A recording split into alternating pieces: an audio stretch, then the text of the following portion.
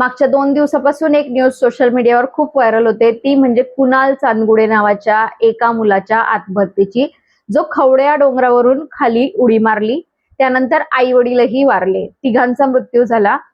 आणि प्रत्येक जण या गोष्टीवर आपले वेगवेगळे मतं मांडतोय. पण आता सोशल मीडियाची मतं वेगळी आणि काही धक्कादायक खुलासे त्याच्या नातेवाईकांकडून, त्याच्या शेजाऱ्यांकडून आता समोर आलेत. तर आजच्या या व्हिडिओमध्ये आपण या संपूर्ण प्रकरणाची इनसाइड स्टोरी पाहणार आहोत, तर शेवटपर्यंत व्हिडिओ नक्की बघा. छत्रपती संभाजीनगरचा तो खवड्या डोंगर, रोजच्या सारखीच शांत सकाळ, पण अचानक त्या डोंगराच्या कड्यावर एका 19 वर्षाच्या तरुण मुलाची पावलं थांबतात. खाली हजारो फूट खोल दरी, मागे उभी असलेली त्याची घाबरलेली आई आणि असहाय्य बाप. जवळजवळ 3 तास, हो पूर्ण 3 तास तिथे मनधरणी सुरू होती. आई स्वतःचं मंगळसूत्र काढून फेकत होती. मी तुझ्या बाबांना सोडून देते, पण तू खाली ये, असा आक्रोश करत होती. लोक ओरडत होते. पोलीस आणि अग्निशामक दलाचे जवान सुरक्षेची जाळी लावत होते. आणि अचानक एका क्षणात मुलाचा पाय निसटतो. मुलाला वाचवायला धावतात त्याचे वडील आणि दोघेही खोल दरीत थेट कोसळतात. डोळ्यांदेखत नवरा आणि मुलगा दरीत गेल्याचं पाहताच ती आई कसलाही विचार न करता स्वतःला दरीत झोकून देते. एका हसता खेळत्या कुटुंबाचा काही मिनिटात असा शेवट होतो की पूर्ण महाराष्ट्र हादरून जातो. सुरुवातीला बातमी येते, आयफोनसाठी मुलाने टोकाचं पाऊल घेतलं आणि संपूर्ण कुटुंब संपलं. पण थांबा, खरंच एका आयफोनमुळे हे कुटुंब संपलं होतं का? की या दरीपेक्षाही जास्त खोल आणि भीषण रहस्य या कुटुंबाच्या घरात दडलं होतं. या केसमध्ये आता एका आत्याने असा दावा केलाय, ज्याने पोलिसांनाही चक्रावून सोडलंय. नमस्कार मित्रांनो, मी राजश्री आणि तुम्ही पाहताय राजश्री अनफिल्टर्ड.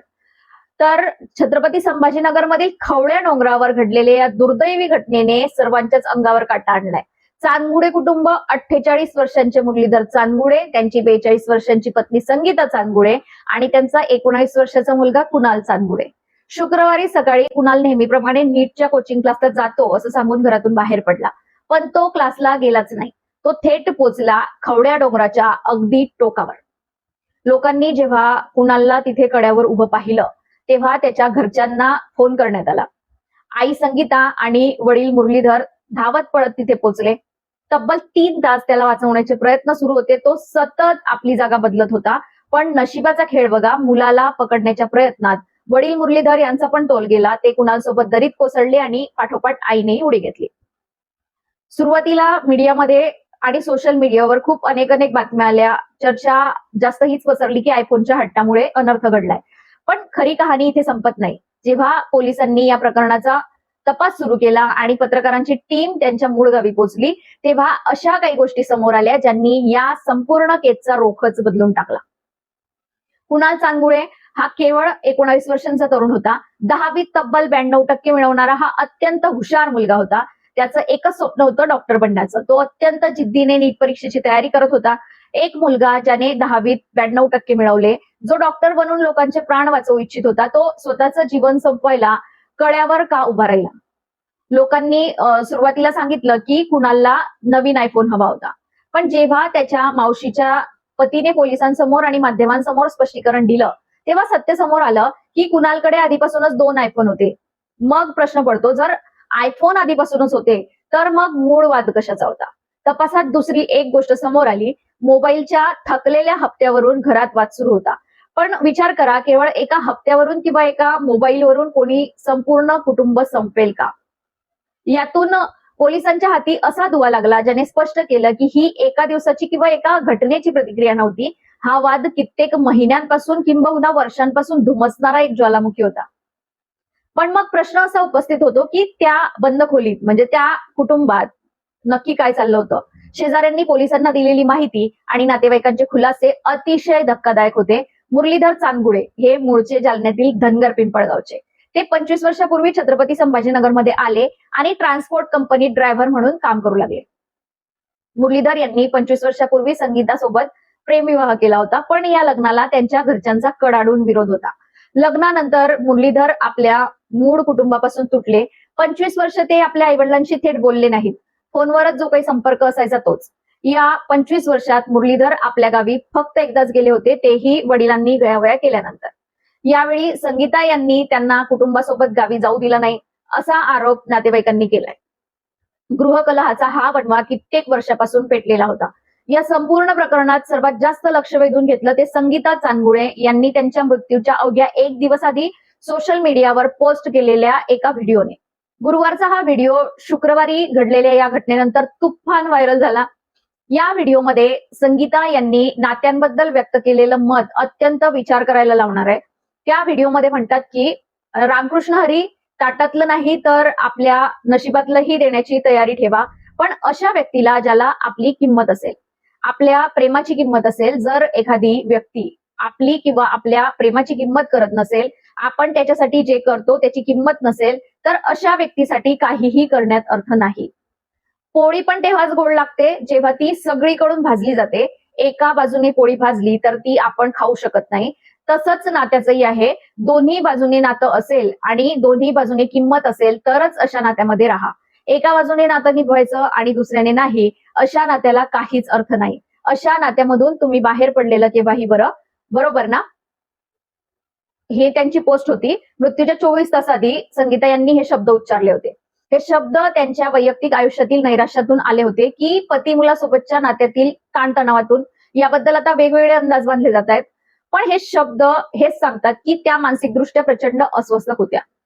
यातच आता सर्वात मोठा आणि धक्कादायक खुलासा केलाय तो मुरलीधर यांच्या बहिणीने, म्हणजेच कुणालच्या आत्याने. कुणालच्या आत्याने टीव्हीशी बोलताना धनगर पिंपळगाव येथे मुरलीधर यांच्या घरी जेव्हा टीव्ही 9 ची टीम पोहोचली तेव्हा त्यांच्या आत्याने सांगितलं की आरोप केला की संगीता आणि मुलगा कुणाल यांनी मुरलीधर यांना त्यांच्या गावाकडच्या नातेवाईकांशी बोलण्यावरून प्रचंड छळलं होतं. आत्याचा दावा आहे की गेल्या काही महिन्यात मुरलीधर हळूहळू आपल्या गावाकडच्या आई वडिलांशी आणि बहिणींशी बोलू लागले होते आणि याच गोष्टीवरून त्यांच्या घरात भीषण गृहकलह चालू झाला होता. संगीताने मुरलीधर यांना त्यांच्या गावाकडच्या नातेवाईकांशी बोलताना पकडलं आणि त्यानंतर मोठा वाद झाला. आरोप असा आहे की या रागातून संगीता आणि मुलगा कुणाल यांनी मुरलीधर यांना घरातून अक्षरशः बाहेर काढलं होतं. मुरलीधर आपल्या गाड्यांमध्ये, ट्रकमध्ये झोपायचे, गाडीतच राहायचे. ते गावी आई वडिलांना भेटायला यायचे, पण तेही उभी उभी भेट घेऊन लगेच निघून जायचे. आई वडील त्यांना म्हणायचे, भाऊ तुझे भांडण मिटून जाईल, तू गोड हो. पण मुरलीधर काहीच बोलत नसत. विचार करा, जो बाप दिवसरात्र राबवून स्वतःच्या मुलाला नीटच्या कोचिंगला पाठवतोय, डॉक्टर बनण्याचं स्वप्न पाहतोय, तोच बाप घराबाहेर गाडीत झोपतोय. 92% मिळवणारा हुशार मुलगा आणि त्याची आई मिळून बापाला घराबाहेर काढतात का? गृहकलहाचा हा वणवा इतका पेटला होता की कुणालच्या मनात भयंकर नैराश्य पसरलं होतं. 92% मिळवणाऱ्या हुशार मुलाचं नीटच्या अभ्यासाचं दडपण आणि दुसऱ्या बाजूला आई वडिलांमधील तुटलेलं नातं आणि बेघर झालेले वडील, या सगळ्याचा परिणाम त्याच्या मानसिक आरोग्यावर झाला असावा. पण त्या दिवशी जेव्हा कुणाल खवड्या डोंगरावर पोहोचला तेव्हा आई संगीता धावत आली. 3 तास चाललेल्या त्या थरारात आईने जे केलं त्याने उपस्थित असलेल्या प्रत्येकाच्या डोळ्यात पाणी आलं. संगीता कुणालला रडत रडत गयावया करत म्हणाल्या, तुझा पप्पांसोबत वाद आहे ना, हे बघ, मी आत्ताच माझं मंगळसूत्र काढून फेकते, तुझ्या वडिलांना सोडून देते, तुझ्यासोबत राहते, पण तू खाली उतर, मला सोडून जाऊ नकोस. पण कुणाल हताशपणे म्हणाला, आई माझं कोणीच ऐकून घेत नाही, मला जगण्यात रस उरलेला नाही, माझ्या लाईफचं काही सोल्युशनच उरलेलं नाही. आणि त्यानंतर जो थरार घडला, बापाचा तोल गेला, ते कोसळले आणि आईनेही उडी घेतली. या दुराव्याची सर्वात मोठी शोकांतिका कुठे दिसून आली माहितीये? मृत्यूनंतरही हे कुटुंब एकत्र येऊ शकलं नाही.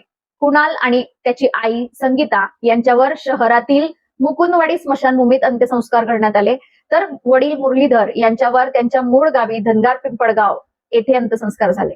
जिथे जिवंतपणी दुरावा होता तिथे मृत्यूनंतरही ताटातूट कायम राहिली. संपूर्ण घटनेत एक असा घटक आहे जो ऐकून कोणाचंही काळीच पिळवटून निघेल. या कुटुंबात शेरा नावाचा एक पाळीव कुत्रा आहे. कुणाल शेरावर जीवापाड प्रेम करायचा. आई वडील त्याला लहानाचा मोठा करत होते. आज त्या घरात कुणीच उरलं नाहीये. तो शेरा आज अनाथ झालाय. तो रिकाम्या घरात जोरजोराने ओरडतोय, रडतोय, दाराकडे बघतोय आणि आपल्या माणसांची वाट पाहतोय. त्याला काय ठाऊक की ज्या हातांनी त्याला भरवलं ते हात आता कधीच परत येणार नाहीत. पण मित्रांनो, या संपूर्ण कहाणीची दुसरी बाजू समजून घेणं अत्यंत गरजेचं आहे आणि ही बाजू अत्यंत कटू आहे. आज आपण म्हणतो की कुणाल डिप्रेशनमध्ये होता, नीटच्या तणावाखाली होता, घरात वाद होते, पण मला सांगा, परिस्थिती किती वाईट असली तरी असा मार्ग निवडणं योग्य आहे का? 3 तास. 3 पूर्ण तास तिथे पोलीस, नागरिक आणि अग्निशामक दल त्याला समजावत होतं. त्याची आई जीवाच्या आकांताने ओरडत होती, स्वतःचं मंगळसूत्र काढून फेकत होती, बापाला सोडून तुझ्यासोबत राहते म्हणून गयावया करत होती. ज्या आईवडिलांनी त्याला लहानाचा मोठा केला, ज्या बापाने रात्री गाडीत झोपून त्याला नीटच्या क्लासला पाठवलं, त्या आईवडिलांचा आक्रोश समोर दिसत असतानाही एका मुलाचं मन का वळू नये. डिप्रेशन किंवा मानसिक दडपण नक्कीच गंभीर असतं, पण जेव्हा तुम्ही टोकाचा निर्णय घेता तेव्हा तुम्ही फक्त स्वतःचा जीव घेत नाही, तर तुमच्यासोबत तुमच्या आई वडिलांना आणि संपूर्ण कुटुंबाला जिवंतपणे किंवा थेट दरीत लोटून देता. 3 तास गयावया करणाऱ्या आई वडिलांच्या आक्रोशापेक्षा तुमची जिद्द किंवा हट्ट मोठा कसा असू शकतो. ही एक अत्यंत भयावह मानसिकता आहे. मित्रांनो, खवड्या डोंगराची ती दरी जितकी खोल होती तितकाच खोल संवाद आज आपल्या कुटुंबामध्ये कमी होत चाललाय. नातेसंबंधांमधील अहंकार, 25 वर्षांचा गृहकलह, बापाला घराबाहेर काढण्याची मानसिकता, आत्याने केलेले धक्केदायक खुलासे आणि मुलांवर येणारं अभ्यासाचं दडपण, या सगळ्यांचा एकत्रित स्फोट झाला की असा दुर्दैवी अंत होतो. जर वेळीच घरात संवाद साधला असता तर 25 वर्षापूर्वीचे वाद जर मिटवले गेले असते तर आज 10वीत 92% मिळवणारा तो मुलगा डॉक्टर झाला असता आणि ते कुटुंब हसत खेळत जगलं असतं. जाता जाता मी तुम्हा सर्वांना एकच विनंती करेल की तुमच्या आयुष्यात कितीही मोठी समस्या असो, अभ्यासाचा ताण असो किंवा कौटुंबिक वाद असो, आत्महत्या हे कशाचं सोल्युशन असू शकत नाही.